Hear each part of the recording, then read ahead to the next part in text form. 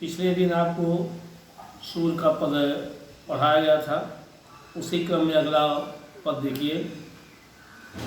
उधो मोहि ब्रज विशरत नाही, वृंदावन गोकुल वन उपवन सगन कुंज की छाही। प्रात समय माता जशमत अरुनंद देख सुख पावत, माखन रोटी दही सजायो अति हित सात खवावत। गोपी ग्वाल बाल संखेरत सब दिन हसत सिरात, सूरदास धन धन ब्रजवासी जिनसो हित जदुतात। उधो मोहि ब्रज विशरत। इन पंक्तियों में कवि सूरदास जी ने श्री कृष्ण के बाल लीला से लेकर हुए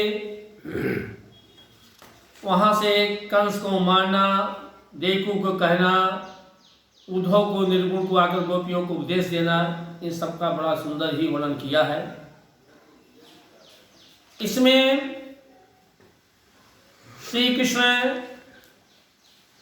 जिस समय कंस को मारकर मथुरा में रह रहे थे, बीच बीच में ब्रज की सभी बातें उनको मन में याद आती थी और उस समय अपने मित्र उद्धव से क्या गया कहते थे, अपनी वेदना कैसे व्यक्त करते थे, उसी का कवि ने यहाँ पर वर्णन किया है।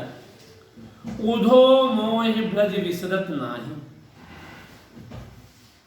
उधो, हे उधो, हमें ब्रज की बड़ी याद आ रही है, उसे हम भूल नहीं पा रहे हैं, भुलाने पर भी नहीं भूल पा रहे हैं। वृंदावन गोकुल के जो बगीचे हैं, उनकी वाटिकाएं हैं और उपवन घन सघन कुंज की छाई और जो घने कुंजों की छाया सभी हैं, ये सब हमारे वो सब सुख है, हमको आज परेशान कर रहे हैं, सता रहे हैं। जो आनंद में होता था उससे रहित होकर आज हम बहुत दुखी हो गए। प्रात समय माता जसमत और नंद देख सुख पावत। प्रातः काल मैं माँ यशोदा और नंद जी के दर्शन करके अत्यंत ही आनंद प्राप्त करता था। माखन रोटी दही सजायो अति हित साथ खियावत। माता यशोदा माखन रोटी, रोटी पर मक्खन लगा करके माखन रोटी और दही सजाओ और दही सजाकर अत्यंत ही जो है प्रेम से मुझे खिलाती थी। गोपी ग्वाल बाल संग खेलत सब दिन हासत सिरात। गोपियों ग्वालों के बच्चों के साथ खेल खेल करके सारा दिन सिरात, सिरात माने व्यतीत, हमारा संपूर्ण दिन जो है व्यतीत होता था, मैं व्यतीत करता था।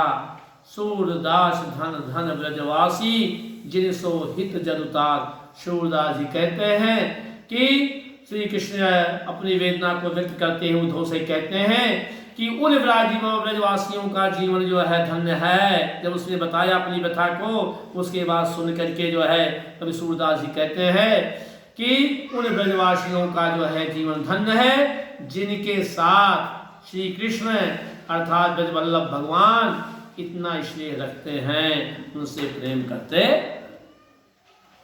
अब आप संदर्भ देखिए, प्रसंग देखिए। संदर्भ देखिए, प्रस्तुत पद्यांश पाठ्य पुस्तक काव्य संकलन के पद नामक पाठ से उद्धृत है।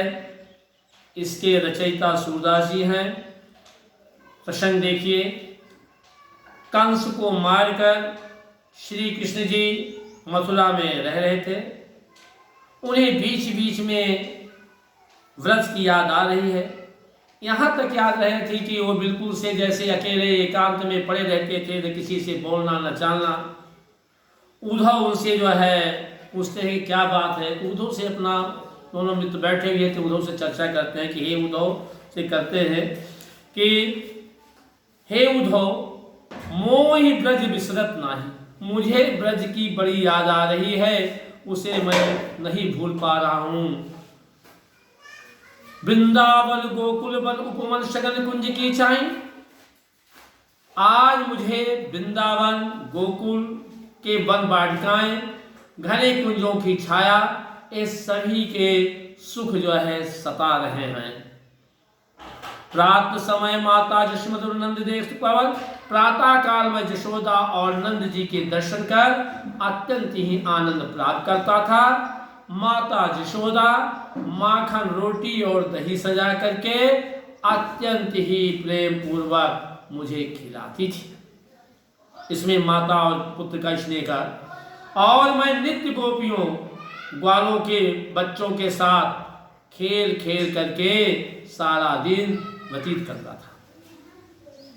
ये सुन करके जो है जब बताया उद्धव से, तो उसके बाद सूरदास जी कहते हैं कि उन ब्रजवासियों का जीवन धन्य है जिनके साथ ब्रजवल्लभ भगवान इतना स्नेह रखते हैं, इतना प्रेम रखते हैं। अब आप आइए काव्य सौंदर्य पर। इस पद में श्री कृष्ण का मातृभूमि ब्रज के प्रति अनुराग का वर्णन है।